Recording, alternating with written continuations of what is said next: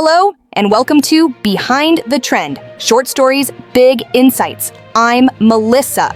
Tonight, we bring you a story of tragedy, shock, and urgent questions, all unfolding on a railway line deep in southern Spain.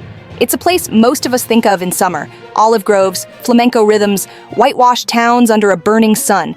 But on a winter evening this week, near the quiet municipality of Adamuz in Andalusia, something devastating happened. Two high-speed passenger trains, both traveling at the height of modern rail efficiency, collided with a force that left the region reeling and the whole country in mourning. At least 21 people were killed. More than 70 others were injured, many critically. And the echoes of that collision have raised questions not just about how it happened, but about how a modern society responds when catastrophe strikes on its fastest lines. It was early evening on Sunday, January 18th, when a train departing from Málaga bound for Madrid left Córdoba province. Just minutes after leaving Adamuz station at around 6:40 p.m. local time, the train, operated by Iryo, derailed. Officials say the rear carriages left the track and slid onto the opposite lane, where a second train, a Renfe service traveling from Madrid to Huelva, was incoming. The impact was catastrophic. Both high-speed trains, carrying hundreds of passengers between them, were thrown off the rails. Carriages spiraled down embankments. Metal twisted into shapes that made rescue work arduous and painful. Spanish rail authorities described the accident as extremely unusual. The stretch of track where the collision occurred had been recently renovated, a straightaway designed for smooth, swift travel, not disaster. Emergency responders were quick to mobilize. Firefighters, medic teams, local police, and even the military joined in the rescue effort. A field hospital was set up at the site. All rail traffic between Andalusia and Madrid was suspended as authorities scrambled to help victims and secure the area.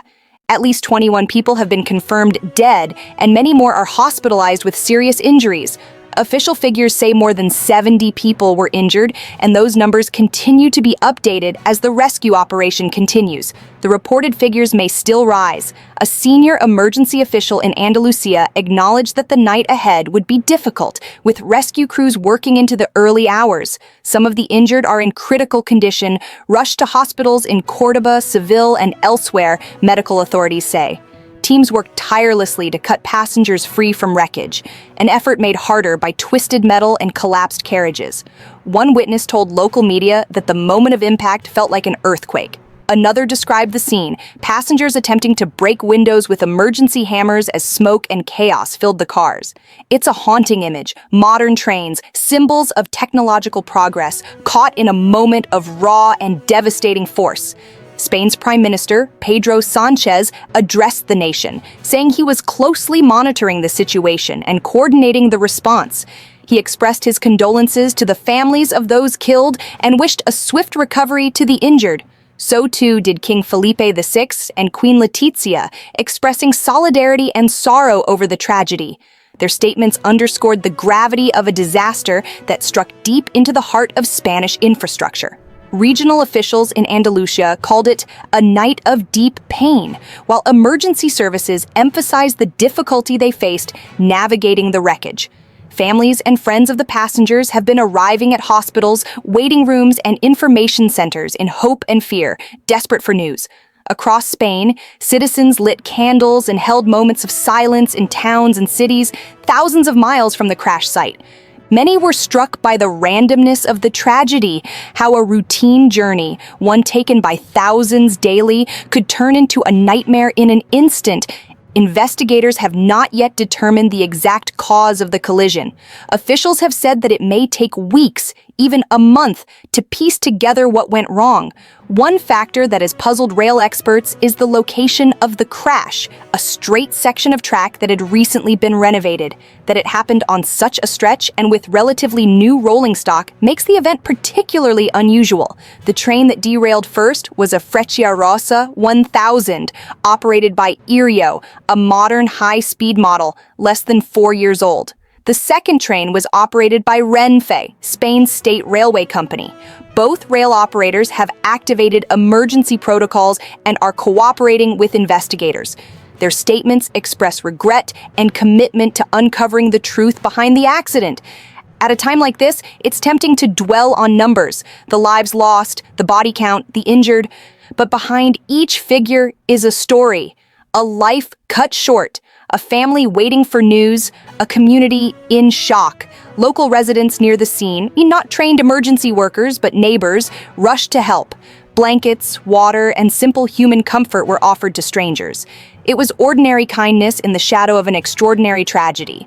A journalist who was on one of the trains described the moment of impact as a tremor, something no one expected, and that's a reminder that we never fully control the machines we build, no matter how advanced they seem. High-speed rail is often seen as a symbol of progress. It's efficient, fast, clean. It connects cities and lives in ways that once took days now take hours. But when disaster strikes on these gleaming lines, it shakes more than steel and concrete. It shakes confidence. It questions assumptions about safety. Spain's network is one of Europe's busiest and most modern. So when two of its top trains collide, in a place as ordinary as Adamuz, we are left to ask hard questions about infrastructure, oversight, and risk. Transport officials have pledged full transparency. Investigators promise a thorough inquiry.